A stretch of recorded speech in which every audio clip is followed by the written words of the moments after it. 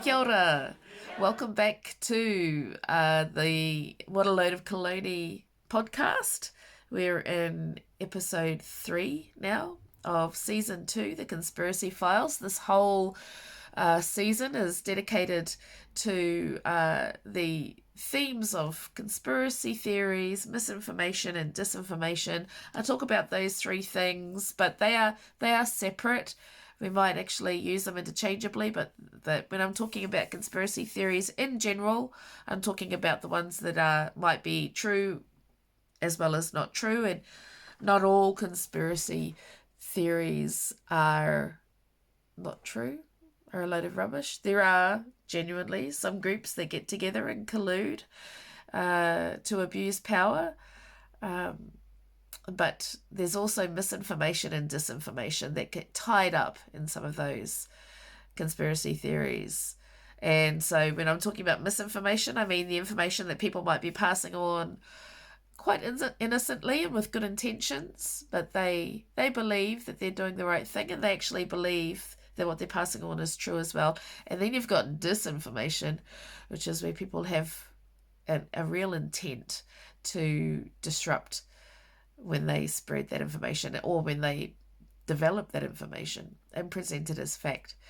So we're talking about all of those things during this season. As you might recall, episode 1 looked at the history and the historical figures associated to misinformation and conspiracy theories. And then episode 2 looked at a culture of conspiracy. So what were the social ingredients that created this fertile seedbed for misinformation to take root? And today in episode 3, we are going to be talking about the implications of conspiracy theories, misinformation, and disinformation. And we have Siouxsie Wiles joining us today. Now, Siouxsie, for those that have been watching the media around COVID in Aotearoa, you would recognise her. She's a microbiologist. She works with Te Pūnaha Matatini to develop resources and create communication strategies to help us to understand some of the more complex aspects of COVID and epidemiology and public health. She's a very smart lady, very clued into the importance of quality information. And so I brought her in to have a chat about the importance of that information and also what it's like to be wrapped up in a conspiracy theory, because like me, Siouxsie has also been somebody that's had conspiracy theories created about her. And so we're going to be talking about the real life implications of conspiracy theories, as well as the social implications for conspiracy theories.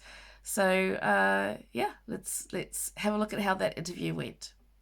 Ngā taki mai. Tēnā koe, Siouxsie. Thank you so much for making the time to have a chat with me about this. I am a huge fan. I really appreciate the work that you have put in to creating accessible public health information for our whānau around Aotearoa. Especially your and Toby's work was just so accessible and really broke a whole lot of information down. I found it really inspirational as well. So thank you, first of all. And do you mind actually just first giving us a little bit of an introduction into who you are, where you're from, what you do, a little bit of a rundown? Yeah, so I'm a microbiologist. I run a research lab at the University of Auckland. I'm originally from the UK, but I have a bit of a weird past. So I was born in the UK, but moved to South Africa when I was about 4, and then when I was 15, we moved back to the UK. And then I did my undergraduate degree in Edinburgh, so I moved to Scotland. And then after that, I did a PhD, and it was during my PhD that I met a Kiwi who I subsequently married. And then when we had a a baby, he said he wanted to come back to New Zealand. And so we moved back to New Zealand. Well, I moved to New Zealand about 11 years ago. And so this is kind of where we're bringing up our family. And so for me, home and this sort of idea of where you're from has always been quite a difficult one, because when I was in South Africa, I was very much felt like I had an English identity, although I was growing up as a South African kid. And then when we moved back to England, I was very clearly not English. And then I moved to Scotland. And so, yeah, it's been a bit of a weird thing. And moving to New Zealand has actually been the place where I've started to understand a bit more about where I'm from, and just have all those complicated, kind of where what is my whakapapa has been quite an interesting little journey to go on. We'll take you as a tangata tiriti. You're a wonderful tangata tiriti looking after our people. So looking after all of our people in Aotearoa. So and I feel very privileged to be here. It's also from I guess being in a colony in South Africa with I spent many years, because I was about 15 when we left, and we left just as Nelson Mandela was released from prison. My father was very unwell. I suffered for many years of kind of like, but I should be there. I should be part of, the new generation of how you rebuild the country. But that I was a kid. And so it's been, I think it's been nice to feel like I can contribute to society in a way, as an immigrant, I think. I feel like I've really been kind of welcomed so incredibly into New Zealand. It's been amazing. So I've got a background. I'm a scientist, and as I say, I run this research lab. And the thing, I guess the thing about me is that I think communication is really important, right? So as a scientist, we kind of ask questions about the world. For me, my real interest is in infectious diseases, although I'm not an expert in viruses. My research is more around bacteria. And I've kind of, asked questions about bacteria. I've got lots of things that I'm interested in. But what tends to happen in research is that we then, we do these experiments, and then we write scientific articles and we publish them in journals. And for a lot of my colleagues, that's kind of where it stops. But I've always had this kind of real, I guess, I'm essentially a public servant. My research is funded by taxpayers or actually directly by people's donations. And so it's always been important to me that I give back, that people understand, what I'm doing with their money. And so communication has always been really important. So for a long time, I think like basically 10 or 11 years, I've tried to learn how to communicate science in different ways to different audiences. And at first it was very much, I want you to know what I'm doing with your money. Now, of course, I realize it's completely the wrong way around. And I'm also, that I learn so much from different communities that help me understand the kinds of questions I should be asking as well, rather than, just me thinking what I should ask. So it's been an incredible sort of two-way thing. Then it came to, so I've worked with artists and illustrators and cartoonists and all sorts of things leading up to COVID. But it wasn't really until, and I should also say that it's been a bit of a rocky road, because it's not that valued in our institutions. It's been seen as you just do that thing. You need to focus on the research. And the cons are a part of dissemination. Yeah, so it's been an interesting ride, but I've always felt like, no, this is really important, and I'm very stubborn. So I'm like, I'm going to stick with my guns and do this. And then when it came to COVID, it's just shown how important you need the communication to be, right? So for me, I feel like I've been training for this marathon for 10 years without really realizing it. And then came come this huge thing. I was kind of had the right skill set to do, and I basically just started writing about COVID because I felt like people needed to understand what was happening, and things were happening so fast and things were changing so fast that it just was like, oh, I need to do this, and I basically put aside my main job to try and focus on this because it just felt so big. This was kind of back in February. yeah, and then I basically most of my stuff was written or doing interviews and things, and I saw this graph. So this was the concept of flattening the curve. And I saw that graph kind of being circulated on social media, and I was like, oh, okay, this is actually something that's, the conversation is changing. People need to understand about this. So I was writing for the spin-off at the time, and I said to the spin-off, hey, so I'd really like to make a different version of this graph that I'm seeing going around. Do you think Toby Morris would be interested? And the reason I said Toby Morris is because I've long admired his work. I love how he really, you can see his values in his comics, and so I just felt like that's what it needs. And so I just said, would Toby be interested? And the reply was, I'm sure he would. And then we just started working together from then. Having never met before, it was just this perfect combination of the science knowledge that I have, Toby's incredible way of communicating, and kind of putting those two things together. For me, feels like it's been greater than the sum of its parts. And it's just started what for me now is, I think, the most productive collaboration I've ever had. And it really has illustrated to me as a scientist how the impact that you can have from the communication side, not just your research. It's been like I do research trying to find new antibiotics, and this is it's a big problem we face with antibiotic resistance. And I always hoped that maybe that would help to contribute to something that might make new drugs for people or whatever. But it was always a very small, we're a small step in that pathway. This has just shown me what a huge impact we can have by doing something as simple as making sure that people have good information in ways that that really connect with them. And so it's just been an incredible learning curve. Working with Toby, it's just been amazing.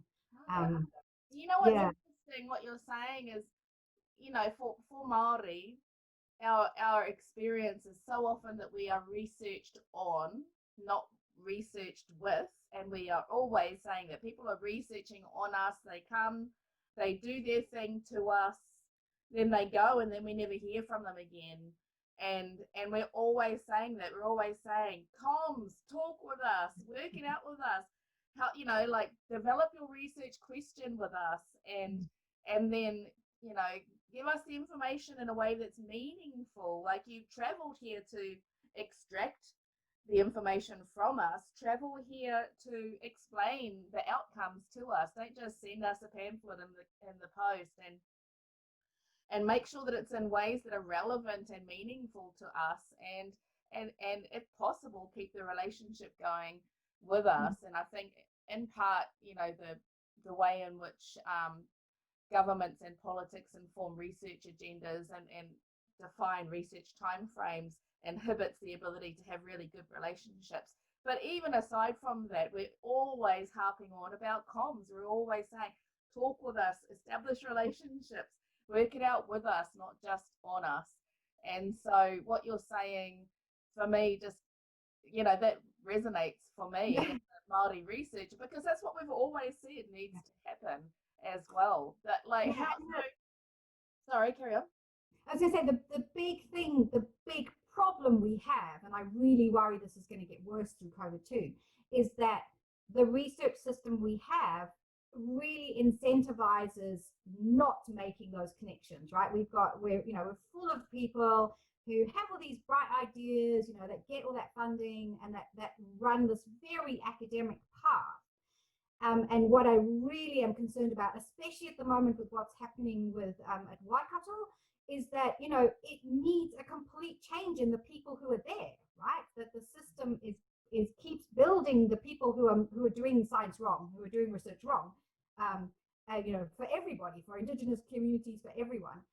And I really, we do need a mass clear out that ensures that the right voices are there to make sure we do the right research in the right way. So, as I say, what is happening at Waikato is horrifying. And that's just the one we can see, where I've got some incredible colleagues who've been, who are just trying to put all the numbers in, right, to show how many Māori and Pacifica academics are there. That's just abysmal. And it's really, all of this is linked in. And I think it's frustrating when you can see all those linkages, right, and say, well, we know what needs to be done. Why is nobody doing it? Well, I think like that's a little bit of what you're touching on there also feeds into a part of the reason why people don't trust science now, and it creates the context and the culture for misinformation because the only reason that you can come up with at the end of the day is colonialism and racism and racial supremacy or superiority. What? Because it's not anything that's DNA. It's got to be systemic. We're not genetically inclined to not get jobs, or to not reach particular positions. And so, when you come to the realization that there is systemic injustice going on, it lends itself to the question of, well, what else does that systemic injustice create a space for? Does it create space for all of these other things? You don't have to have too much of an active imagination in order to be suspicious. And then if you do happen to be blessed with an active imagination, which Hollywood has blessed many of us with, then you can really take that idea and run with it, right? Yeah.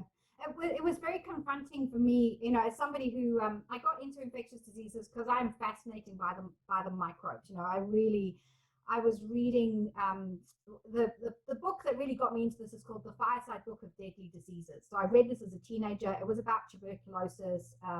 It was about plague. So these infectious diseases, pandemics, epidemics that have really altered human history, and so I got really fascinated by the microbes themselves. I feel so naive now as well. It's kind of funny, like how do these little creatures, do what they do? And of course, they have very specialized way of interacting with our cells and manipulating us. But what we know, like what we can clearly see during the pandemic is the microbe is just one small part of this, right? And it is entirely about the ecosystem in which it is, that the organism appears that changes everything. And so this focus on the microbe rather than thinking, about this interaction. So we call it the disease triangle. So it's basically the microbe, the host, and the environment. And I don't just mean like, by environment, I mean socio-political, everything. And so what we're seeing with the pandemic is this just on a large scale, right? You can see injustice, you can see all of the things that make communities vulnerable, and it's nothing to do with their DNA, really. There might be some little tweaks, but it's so much more about politics and colonialism and racism and things. And I'm an optimist, so I would hope that what we see is like, whoa, like this is like wrong, and we have to fix it. If to get through not only this pandemic but the future ones and all of the other things we change, and it's the other thing the pandemic has shown us also is that we can make rapid change and drastic change.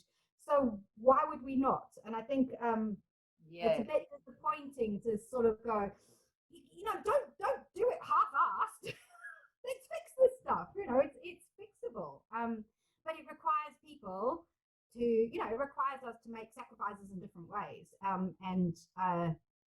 We know from all the research that communities that come out of disasters, the best are those that work together and that, think of the collective good.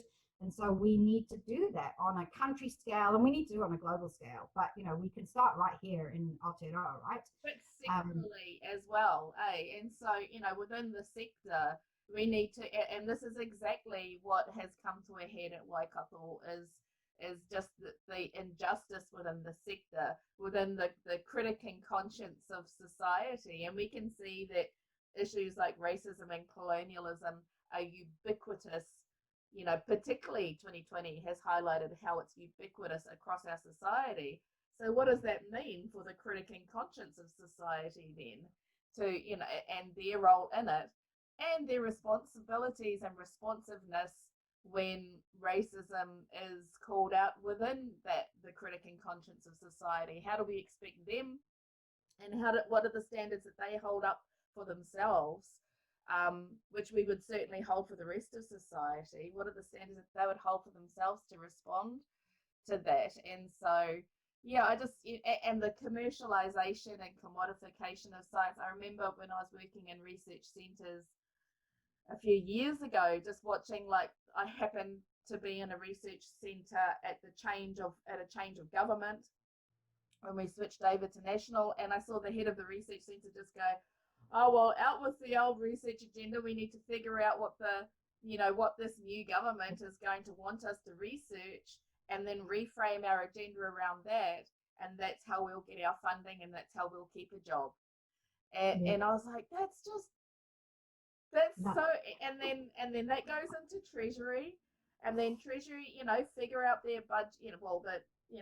The ideology of the government. They'll figure it out, and then Treasury will release their budget, and then that's how we create science. And it's such a self-serving science cycle that you can see how people come to mistrust science because there are commercial interests at play.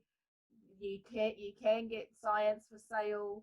You can get scientists for sale. bias. Yeah. So so that's something that I've been banging on a lot around the misinformation issues are that government and science and media, which seems to be the three areas that conspiracy theorists really pin their theories on, is that you can't trust them, you can't trust them, and you can't trust them, and here's why. And so, but I can see why that's not there. Yeah, no, it's complicated. And I think one of the problems with science and scientists is that there's this real belief that it's kind of objective, which is hilarious. I think the more objective you think you are, the less objective you actually are. Yeah. And so there's this real kind of like, it's just giving you the answer, and none of this real understanding that there's complications and nuances, and that who you are completely influences the lens through which you look at evidence and you ask questions and stuff. And so for me, the big revelation has been that you have to show what your values are so that people understand where you're coming from, why you might research a particular thing, or why you're asking the questions you are, and then how you're going to interpret the evidence that you get. And it was very interesting. Early on in the pandemic, I did quite a few interviews with the UK media, and all they wanted to know is, what did New Zealand know? Like, what evidence did you have that was different to the UK that made you do something different? And I said, there was nothing. Everybody saw what was happening in China and in Italy. Well, I was horrified by the idea that in order to deal with the virus, you had to build new hospitals in 10 days, right? That was showing that clearly a lot of people are getting sick. And that the Italians were saying their doctors were having to basically decide who got a ventilator or not. So the doctors were making decisions over which patients were worth saving versus not, because of limited resources. And so I said, everybody saw that, which clearly showed this is a huge deal. And if you don't act, quickly enough, you will be like Italy. But governments acted differently depending on what they valued. And that was the fundamental thing that was different. And it was it was kind of a really confronting thing, I think, to think about, that you might, it wasn't like people were missing bits of the puzzle. They just chose to act differently because they had a different set of values. And that, I think, is fundamental to everything. And so and this is important for misinformation and disinformation too, is to say, well, whose agenda are you serving by sharing this? What are the values of the people? And it's very hard because sometimes things can be, they started by somebody with a very particular agenda and set of values, but by the time they're being shared, it's different, right? The people who might be sending it to you have got a different set of values to what started it. But understanding all of these underlying things, understanding why people are distrustful of information is really, really important, because that's how we get to, you have to have a conversation about what's going on in order to help them. We do that by, talking to the people that are around us, that are closest to us. Yeah. Sorry, we've just got a vacuum cleaner has just started near me, so I don't know whether that's going to affect our sound at all. I can hear. No, you're good. I heard it start up, but it's kind of just melted into the background now, so I don't hear it. It's all good. The same thing my darling said to me just before I started this. He goes, "Oh, chainsaw will be too loud, eh?" I went, "Yes. Wait till this afternoon, please." He's like, all right. So, but there was something that there was something you touched on just then also, which is around about how this isn't. It's not as simple as saying, oh well, the science is the science, but we do see a lot of people responding in that way, and we also see a lot of people saying that this is about how intellectual you are or how clever you are, or even like what I get quite worried about is people making mental health insults as well, and thinking that that's somehow going to fix the situation. Which if I just be really keen to hear your reflections on that. Like, we definitely, as we've just said, it's not just that the science is the science. We need to understand and respect the context that this is all coming from as well, right? It's also, I really feel for the general public at the moment because, what we are seeing is research kind of happening on steroids, right? I mean, we are seeing stuff done really fast. We're also seeing people jump in. I'm going to call this kind of academic profiteering. So we're seeing people, with not great expertise in the area kind of jumping in. And sometimes that's really good because it brings a fresh perspective. But sometimes it also ends up really misleading stuff because they actually don't understand the nuances. And so they'll say, oh, this is what's happening. And it's actually not true, right? So we're seeing both the kind of best and the worst of science and research happening, but we're seeing it happen really fast. And so this, the idea that when people are publishing new information and within science, everyone's kind of going, oh, which way is it? What does this mean? It's a building up of evidence that helps you understand what the picture is, right? And so what people are, because everything's coming to the public so fast, people are saying, I mean, masks is a great example, right? It's like, don't wear masks, wear masks. And so all you see are these two positions, and they're like, well, what's changed? And actually, and I get this one all the time because in the very early days of the pandemic, I was just like, yeah, no, masks need to be kept for healthcare workers. And that was because they were in short supply and they very clearly needed as part of the protective equipment to protect people who are caring for people with COVID who are at higher risk of infection. And this is what we know masks are about. That's what they're part of a package of things. How we're using them now, that there's more around and we can make them, it's not about protecting us from infection. It's about protecting everyone else in case we are infected. So there's really clear reasons why we said don't wear them in the beginning and why we say wear them now. But nobody sees that nuance. Nobody sees what we were thinking and how it was changing. It just becomes oh, well, you flip-flopped. And there was really good reasons for that. So it's kind of, this is also why I like being able to do the communication with Toby and being able to say, look, I can put all my reasons why things have changed. I can explain to you. But often in a TV interview or, as it's being presented in the media, you never see that nuance. So it's really hard, I guess, for people to understand what's going on. So I've also tried through the communications to explain the process of science and to say, things do change.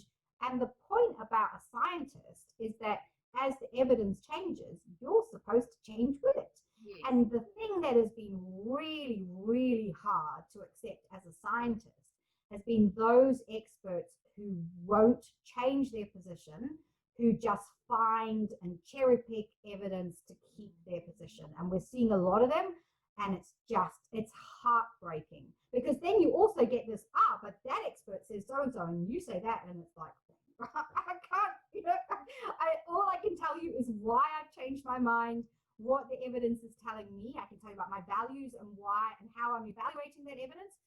And I would ask the other person do the same. And that's kind of often where things fall down is you don't see all this background stuff, and then it just becomes a fight between experts and some who actually I feel are completely misleading people by not sciencing right. And it's that idea that even just about truth and knowledge, that there is a single truth out there just waiting to be found from a person, and it's immutable, and once that truth is found, then that's it.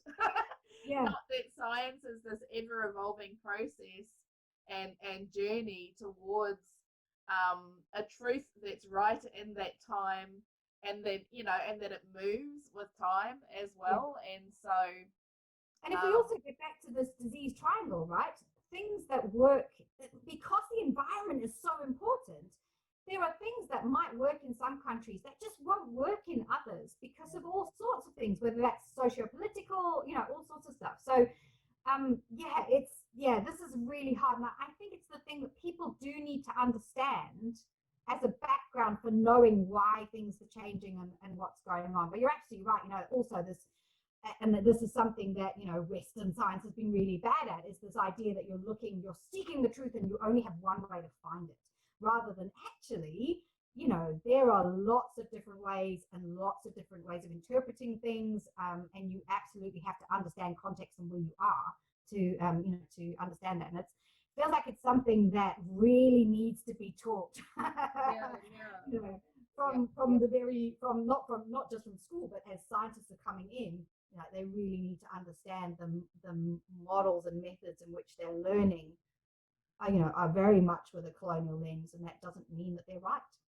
And so, we've kind of already inferred all of this in what we've said before, but do you want to just give just a quick kind of summary around how important now, in reflection of the last 9 months or so, how important do you see quality information being in relation to COVID?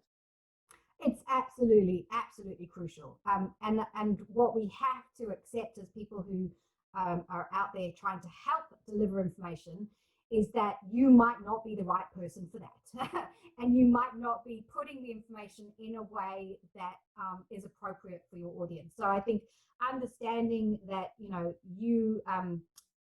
that you might not be the right person, that you should maybe help, or work with somebody who can put the right information in the right context for whoever needs it. There's no one solution for everybody, right? That things need to be tailored depending on who gets information. And I think you're absolutely right that it's this, that it is it is by working together that you then understand what is the information that different communities need. And that's, the thing that really concerns me at the moment. So obviously here in Auckland, we have the Auckland cluster, and there's been a little offshoot of that cluster, which we're told now is some people who maybe didn't believe the science at first or something.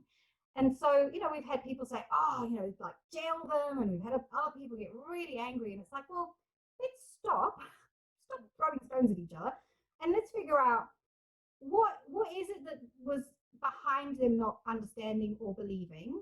How do we deal with that? Because we need to know how to deal with that in order to prevent it happening again, right? And the more heavy-handed you go in and start chucking stones at people, the worse it will get. The more you will reinforce their beliefs, and then potentially the bigger this outbreak will get. And so that's it's about communicating with each other about those people who maybe don't understand why people might have different views, for them to go on a bit of a journey themselves, rather just thinking that they know the answer and they know the information that people need to get. I think that's really important.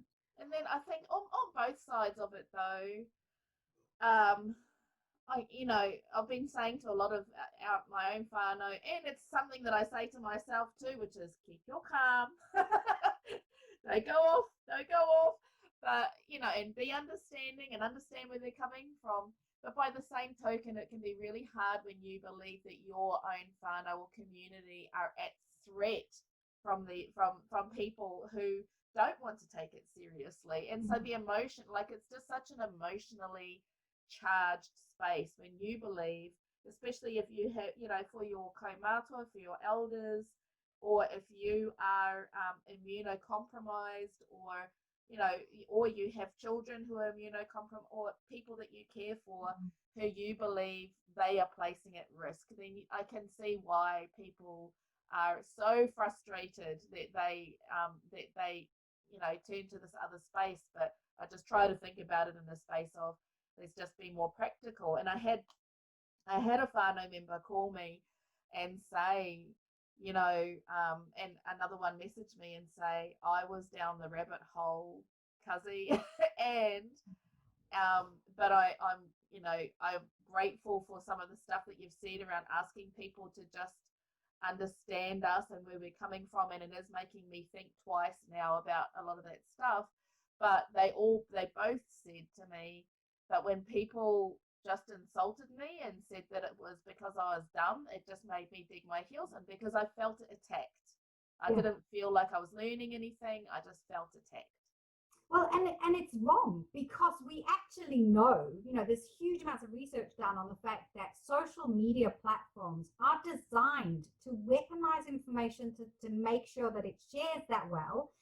And that when people feel like they're doing their research, they really do genuinely feel like they're doing their research. Actually, what they're doing is being manipulated by social media platforms. And so, what I think what we need alongside this understanding of the reasons why people are believing information is also a massive education campaign around how social media platforms work, how disinformation spreads. It is designed to do that. People have put time into these algorithms. It's amazing how people can start with pretty benign views, and the research shows that algorithms will push you, will polarize you, because that's what they're designed to do. And the heartbreaking thing, I think, is that, we've become really, like, these platforms, again, are both amazing and horrible, right? We use them to connect with each other and share information. And I use Facebook to connect with all my friends around the world. And yet, it's this evil thing that is manipulating all of us. And it's just heartbreaking that, we can't, there seems to be no real will to deal with that. But people need to understand that's what these platforms do. It's not their fault. They are being manipulated, and it's kind of heartbreaking. I really wish we could do something about it. Yeah, but you're so right though, and that's one of the reasons why I've started the podcast, and one of the whole episodes around the podcast is to really have us try to think about how are we dealing with information. Like, if you look at the way that information, just over our lifetime, the way that the information scape has changed from, I think it's like a 1 to 2 exabytes in the early 90s, 80s and early 90s, of information being stored and transmitted around the world. And now it's like, I think it was like 2 billion terabytes moving around the world of information. And so I was reading like all of the equivalents, and it was blowing my mind. This is like, even back in 2007, the amount of information flying around would have been the equivalent of 4,500 stacks of books going from planet to the sun. Wow. Or every person on Earth reading 147 newspapers a day.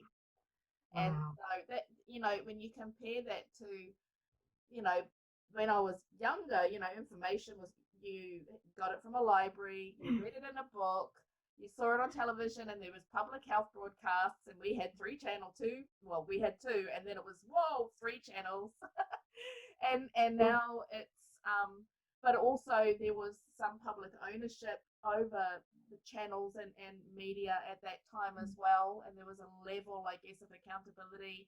Now it's just this open slather of information, and you throw social media into that, and that's just a whole nother beast.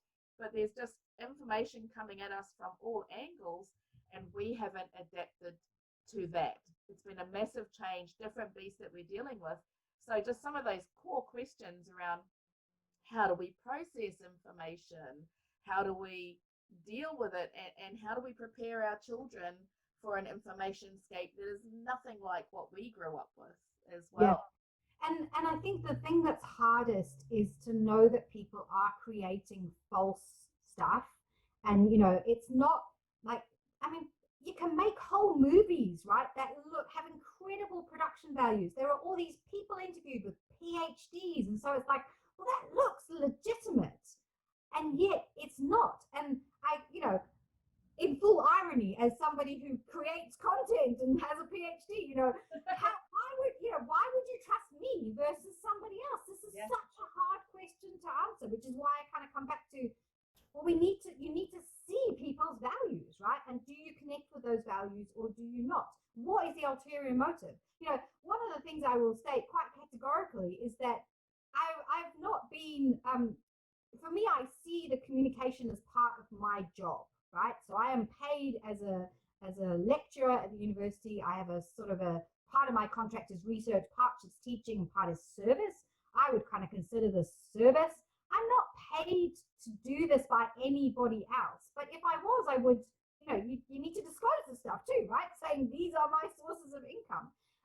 And that's, this is really, I get lots of people saying, you're clearly being paid by this, or you're being paid by that, or, a big one is the Gates Foundation, you're being paid by the Gates Foundation. It's just like, well, I can show you all my receipts. There are none. I'm being paid by WWF, which apparently makes me in cahoots with the Dutch royal family.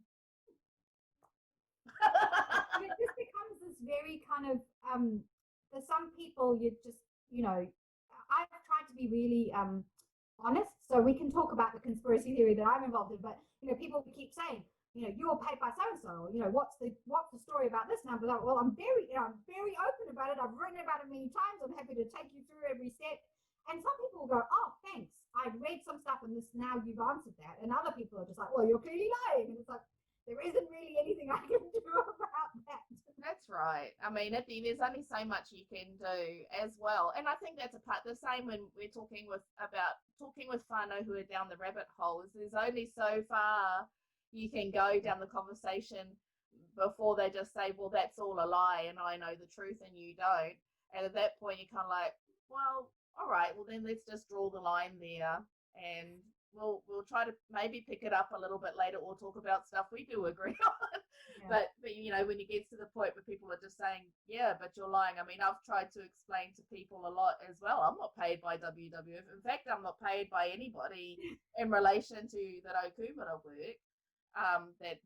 Which is the conspiracy theory that sits around me, and it extends to either being paid by the government. I'm not employed by the government, or that I am employed by Shell Oil, and that I have connections to the British and Dutch royal family.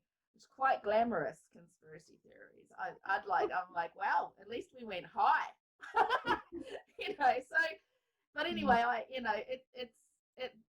mean, I joke about it, but it's also been really traumatizing at times too. There was a time, and because this isn't new for me, I've had this happen 2 years ago as well, and back then we had people put guns in their truck and come looking for my cousins and myself, and they made threats against our whānau as well. And some of those things, I wouldn't say particularly about me, but when it started to talk about my children, became traumatizing. How has it been? How has it been for you being the center of conspiracy theories? I think it's important for us to discuss, because people think that this stuff is online and then it doesn't have any real world implications. They don't realize that the people that they're talking about are really affected by these things. Yeah, so I can explain what the conspiracy is around me. So there is there's basically a conspiracy around Bill Gates wanting to microchip the world, I believe is the idea. And apparently this project is codenamed luciferase. So luciferase is the name of these incredible enzymes that creatures like glowworms, fireflies, use to make light. And somebody actually went and did some digging. So the name comes from, it's Latin. It was the Latin word for Venus, and it means light bringer. So it's to do with where Venus is in the fact that it's one of the bright, morning stars and stuff. And so it's called Lucifer. I have no idea what the connection is to Satan, because obviously Satan is also often referred to as Lucifer, fallen angel or something, I don't know. But anyway, there was this guy who named these enzymes luciferases because they make light. So to him, that was like light bringer, perfect. And in my job, so my entire career has been based on using these enzymes to make bacteria glow in the dark so that we can find medicines, find out all sorts of stuff about them. And the idea is that basically when the bacteria glow, if you kill them or if they die, then their lights go out. So it just becomes a really quick way of doing kind of discovery of medicines and things that kill bacteria. So my entire career has been, I work with luciferases. I engineer them into bacteria, and then I try and find medicines and do stuff. And many years ago, like more than 10 years ago, I was part of a big funding application from the Bill and Melinda Gates Foundation, which was interested in trying to make the bacteria that causes tuberculosis glow in the dark. And so that's what my team and I did. We made this glowing tuberculosis. We had money for maybe 3 or 4 years. It would have paid a little bit of my salary, but also paid the scientists who actually did all the hands-on work. And it probably finished maybe in about 2010 or 2011, that funding finished, and I've never had any money since. So this conspiracy then is basically, well, Siouxsie Wiles works on luciferases and had Gates funding. So therefore, Siouxsie Wiles is the New Zealand arm of this conspiracy theory. And I'm like, well, and because of the name of the enzymes, luciferases, and the connection with Lucifer, this has become now it's, satanic as well. Satan worshipping pedophile ring. Yeah, so it's just become this incredible, there's like bits of factual information that you can pull together and turn them around and turn them into something that's really not true. And the other thing that's kind of funny too, so I, as I said, I've done in the past, worked with artists and things. So what we do is we take a bacteria that naturally glows in the dark. It comes from the sea. It lives in the bums of fishes. I isolated one years ago so we could use it for art projects. So it's completely harmless.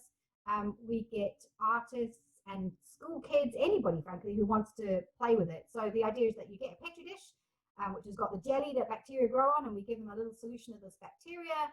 They draw on the jelly with the bacteria. And it's kind of like drawing on jelly with invisible ink. So you can't see what you're doing.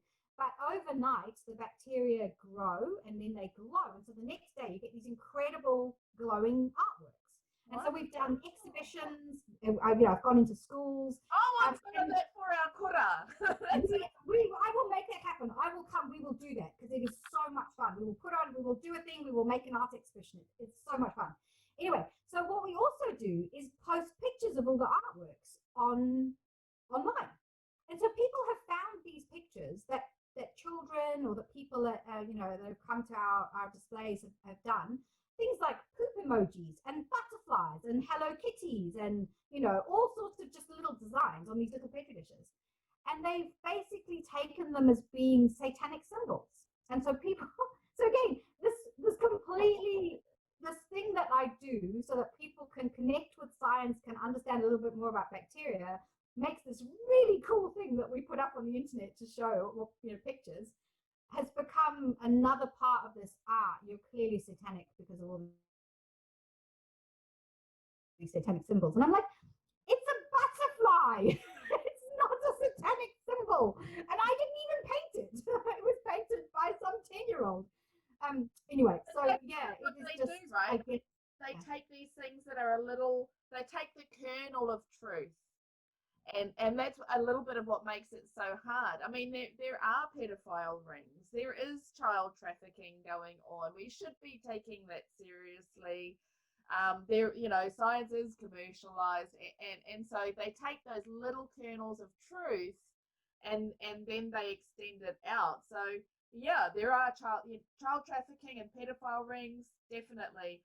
But that does not mean Hillary Clinton automatically mean Hillary Clinton is a Satan worshipping, baby eating pedophile, and the evidence for that just isn't there. And so they'll take evidence of one thing and present it as evidence for the entire story. And the really sad thing is it completely detracts from the real thing, right? I mean, and it also pushes people's energy away from either addressing the real thing or doing their actual job.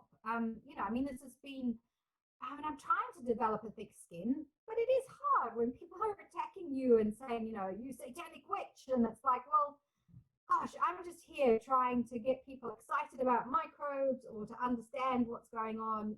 I just, I just want us to act together to save people's lives. Right. Like I'm not supposed to And take we're not doing it for money. You're not doing it for fame. We're doing it because we care about humanity and yeah, each other, right? Yeah. And I so yeah, appreciate the work that you've put in for all of us. You know, we've all benefited from it. Is there anything, because that we've kind of covered pretty much everything that I wanted to cover? I think we've kind of talked about, what are the implications for misinformation. I mean, obviously the implications are huge, especially as we're moving into, like, I always felt, we call it kotahitanga, and I always felt that our kotahitanga at the community level is really what helped us get the success that we had.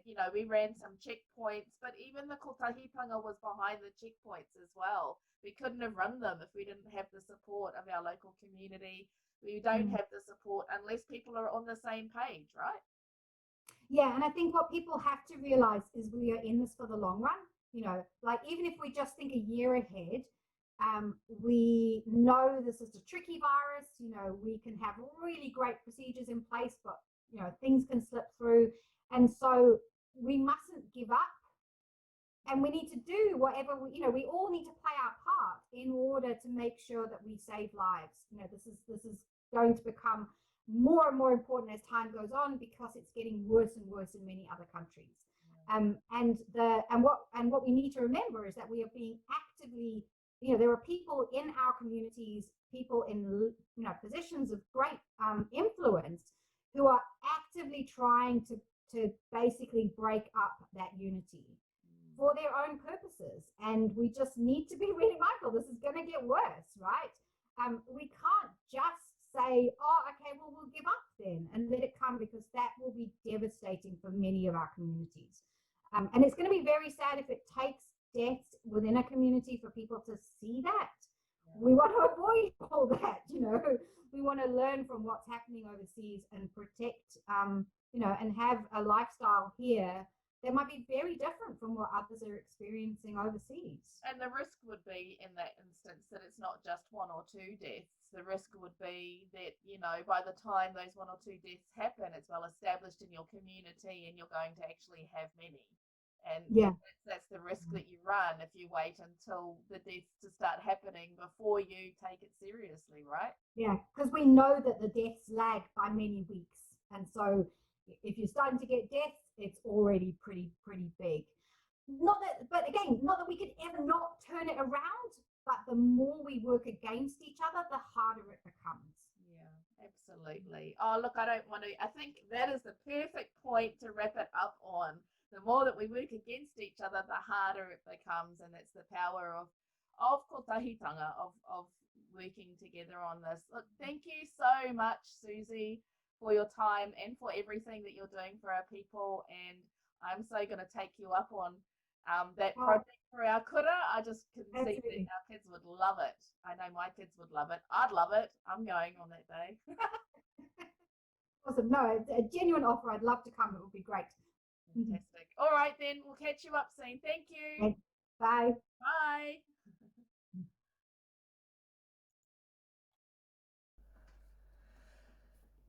So there it is. I hope you enjoyed that. I thoroughly enjoyed chatting with Siouxsie, and I'm definitely looking forward to catching up with her again.